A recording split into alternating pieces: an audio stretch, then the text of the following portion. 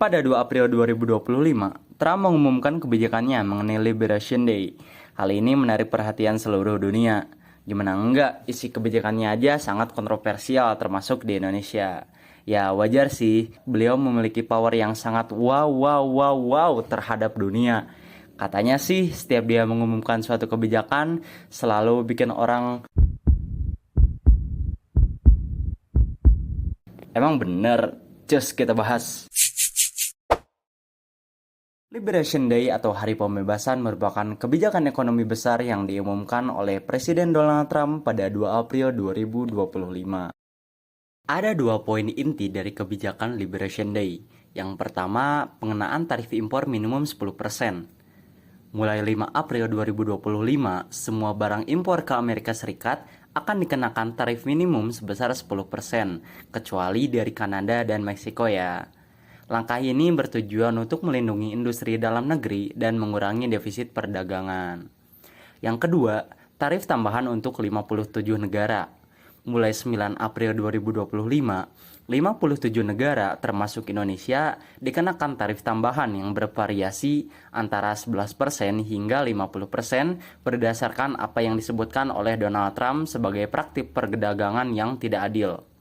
Namun, penerapan tarif tambahan ini ditangguhkan selama 90 hari untuk semua negara kecuali Tiongkok.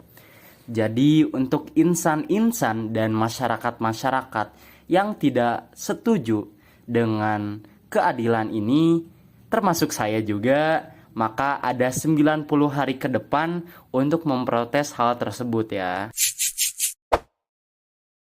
Yang pertama, penguatan US dollar secara global. Ketika Amerika Serikat menaikkan tarif impor, permintaan terhadap dolar biasanya naik, dan perusahaan yang ingin tetap ekspor ke Amerika Serikat harus menukar mata uangnya ke dolar, mendorong penguatan US dollar. Jika USD menguat, maka uang mata seperti rupiah akan cenderung melemah. Kedua, penurunan ekspor Indonesia ke Amerika Serikat. Barang-barang ekspor di Indonesia yang terkena tarif jadi lebih mahal dan kurang kompetitif. Akibatnya, surplus pedagang berkurang, permintaan dolar untuk transaksi impor naik, dan rupiah bisa tertekan. Yang ketiga, kenaikan harga barang impor. Kalau barang impor ke Amerika Serikat lebih mahal, efeknya bisa menekan rantai pasok global termasuk Indonesia. Biaya produksi naik, impor bahan baku lebih mahal, dan tekanan inflasi lokal bertambah, sehingga mempengaruhi stabilitas rupiah. Dikutip dari investing.com, kita mempunyai data dalam setengah tahun terakhir dari bulan Oktober 2024 sampai Mei 2025, di mana bisa kita lihat bahwa di Oktober 2024 kurs rupiah masih di angka 15.100 sampai 15.200-an, dan di Mei 2025 kurs rupiah naik meningkat menjadi 16.400 sampai 16.500. Dari data tersebut, kita bisa menyimpulkan bahwa terjadi tren dari Oktober 2024 sampai Mei 2025 karena adanya kenaikan rupiah sebesar 1.200 sampai 1.600 rupiah. Garis merah dalam grafik merupakan tanda di mana efek dari Liberation Day sudah mulai terasa, di mana rupiah sempat tembus menjadi 17.000, tetapi pada akhirnya menjadi 16.700-an kembali. Lanjut, ada forecast menggunakan RStudio, di mana saya menggunakan dua data, yaitu data setengah tahun terakhir menggunakan metode hold karena ada terjadinya tren. Yang kedua, ada data pasca Liberation Day, tidak ada tren, maka saya menggunakan SES.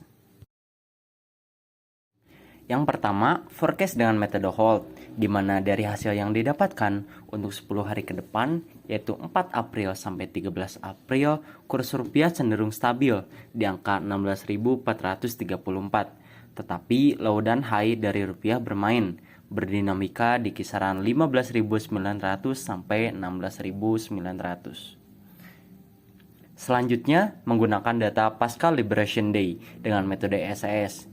Kurs rupiah diperkirakan ada di angka 16.834 dengan high and low yang berkisar dari 16.700 sampai 16.800-an yang bisa dibilang cukup stabil ya.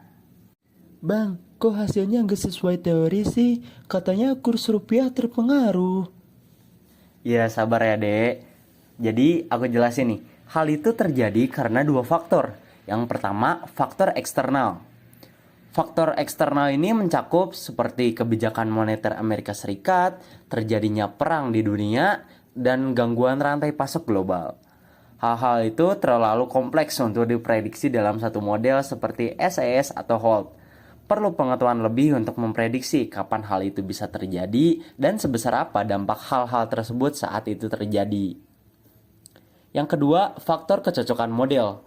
Model yang saya gunakan yaitu HOLT dan SES. Tetapi memang model tersebut bukan model yang terbaik untuk membaca pergerakan rupiah. Logikanya gini deh, kedua model itu simple, cuma bisa baca angka dari data faktual aja. Terus asumsinya pun nggak banyak syarat. Lalu model apa sih yang disaranin buat prediksi kurs rupiah? Nah, saran aku salah satunya yaitu ARIMA. Katanya sih ARIMA ini cocok banget buat data sejenis kurs atau mata uang. Tapi sayangnya saat penugasan ini saya belum memiliki cukup ilmu mengenai ARIMA dan belum bisa menerapkannya. Tapi jangan khawatir, buat teman-teman yang ingin mempelajarinya lebih lanjut, bisa nonton video-video yang ada di channel ini. Banyak ilmu serta informasi mahal dan daging yang dituangkan. Terima kasih, sampai jumpa lagi. Dadah!